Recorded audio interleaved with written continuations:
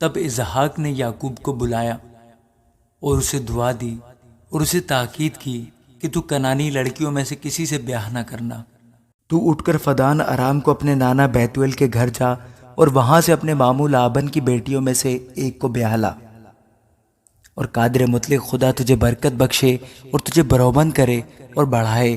کہ تجھ سے قوموں کے جتھے پیدا ہوں، اور وہ ابراہیم کی برکت تجھے اور تیرے ساتھ تیری نسل کو دے،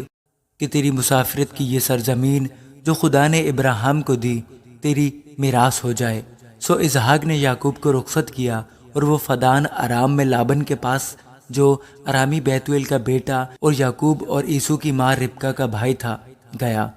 پس جب عیسو نے دیکھا کہ اسحاق نے یعقوب کو دعا دے کر اسے فدان ارام کو بھیجا ہے تاکہ وہ وہاں سے بیوی بیاہ کر لائے، اور اسے دعا دیتے وقت یہ تاکید بھی کی ہے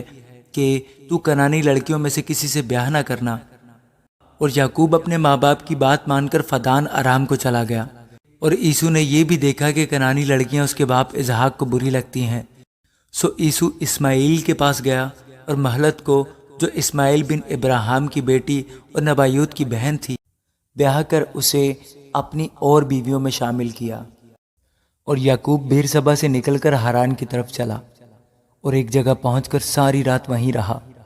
کیونکہ سورج ڈوب گیا تھا، اور اس نے اس جگہ کے پتھروں میں سے ایک اٹھا کر اپنے سرانے دھر لیا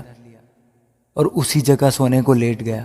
اور خواب میں کیا دیکھتا ہے کہ ایک سیڑھی زمین پر کھڑی ہے اور اس کا سرا آسمان تک پہنچا ہوا ہے، اور خدا کے فرشتے اس پر سے چڑھتے اترتے ہیں، اور خداوند اس کے اوپر کھڑا کہہ رہا ہے کہ میں خداوند تیرے باپ ابراہیم کا خدا اور اسحاق کا خدا ہوں، میں یہ زمین جس پر تو لیٹا ہے تجھے اور تیری نسل کو دوں گا، اور تیری نسل زمین کی گرد کے ذروں کی مانند ہوگی، اور تو مشرق اور مغرب اور شمال اور جنوب میں پھیل جائے گا، اور زمین کے سب قبیلے تیرے اور تیری نسل کے وسیلہ سے برکت پائیں گے۔ اور دیکھ میں تیرے ساتھ ہوں، اور ہر جگہ جہاں کہیں تو جائے تیری حفاظت کروں گا،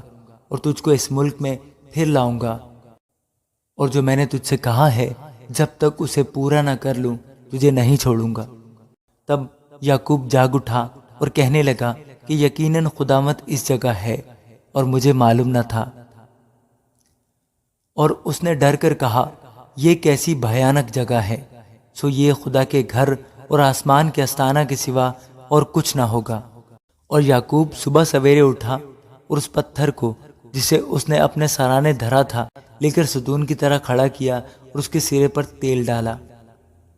اور اس جگہ کا نام بیتل رکھا، لیکن پہلے اس بستی کا نام لوز تھا۔ اور یعقوب نے منت مانی اور کہا کہ اگر خدا